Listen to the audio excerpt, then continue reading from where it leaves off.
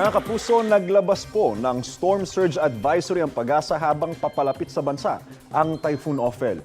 Pinag-iingat ang mga residente sa 2.1 hanggang 3 meters na daluyong na posibleng maranasan sa ilang coastal areas ng Aurora, Batanes, Cagayan, Ilocos Norte at Isabela. 1 hanggang 2 metro naman ang posibleng maranasan sa ilang pang-coastal areas ng Aurora, Ilocos Norte at Ilocos Sur. Pinapayuhan po ang mga residente na lumikas at lumayo sa mga beach o kaya naman sa mga baybayin. At pinapa-alerto naman po sa banta ng baha o kaya naman ang landslide ng ilang bahagi ng bansa dahil sa buhos ng ulan.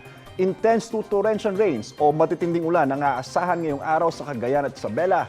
Heavy to intense rains naman po o malalakas hanggang sa matitinding ulan ang mararanasan sa Batanes, Ilocos Norte, Apayao at Kalinga. Habang moderate to heavy rains po o katamtaman hanggang malalakas na ulan ang aasahan ngayong araw sa Abra, Mountain Province, Ifugao, Quirino, Nueva Vizcaya at Aurora. Base po sa rainfall forecast ng Metro Weather, maulan po ngayon sa halos buong Northern Luzon, umaga pa lang. Uulan din po ilang panig ng Central Luzon pagsapit ng hapon. Mga kapuso, sa nakalipas na 24 oras, 3 dam po dito sa Luzon ang patuloy na nagpapakaulan ng tubig.